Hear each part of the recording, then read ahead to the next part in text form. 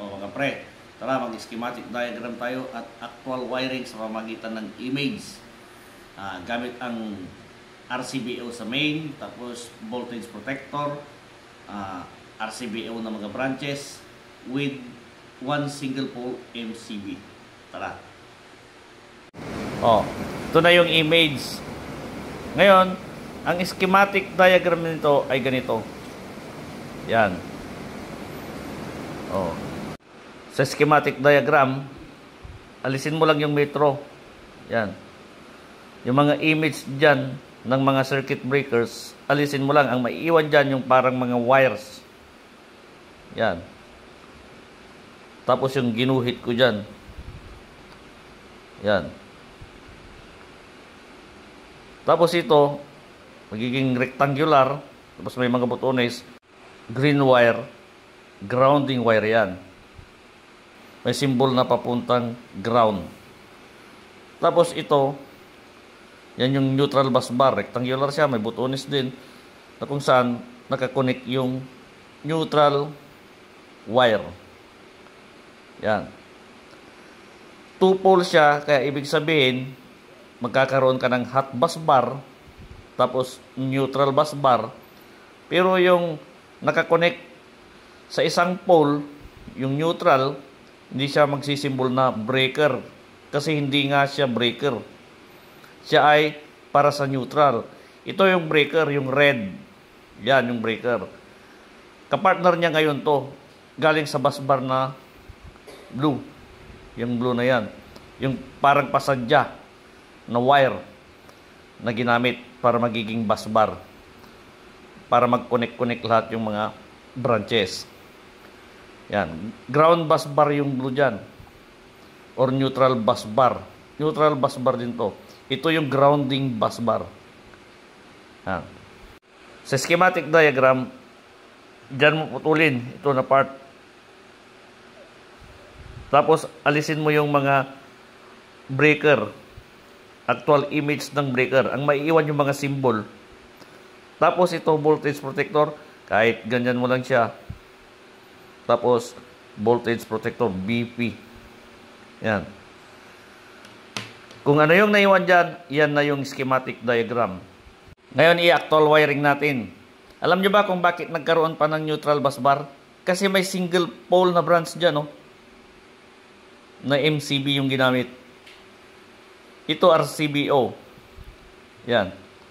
RCBO ito. Pero ito, single pole MCB.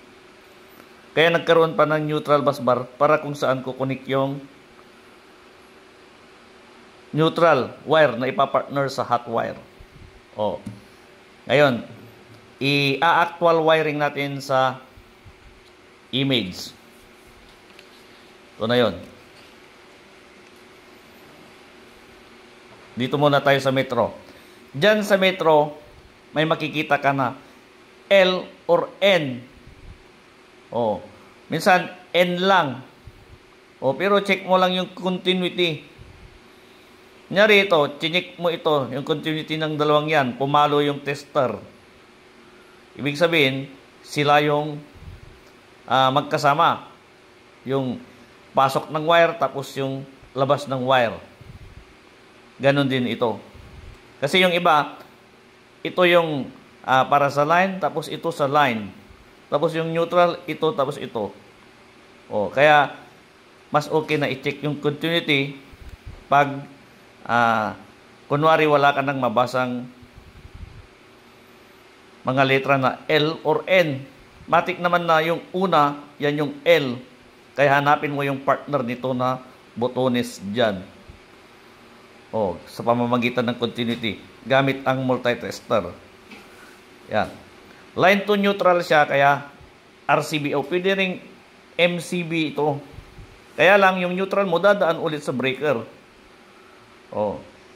Ngayon, ang ginamit RCBO. Yan. Yung RCBO, yung isa may tatak na N dyan, neutral. Tapos yung isa, yung may tatak na L. Kaya doon dapat yung hot wire or red. Tapos yung blue sa neutral. Yung actual picture ng RCBO na ganito ay ganito.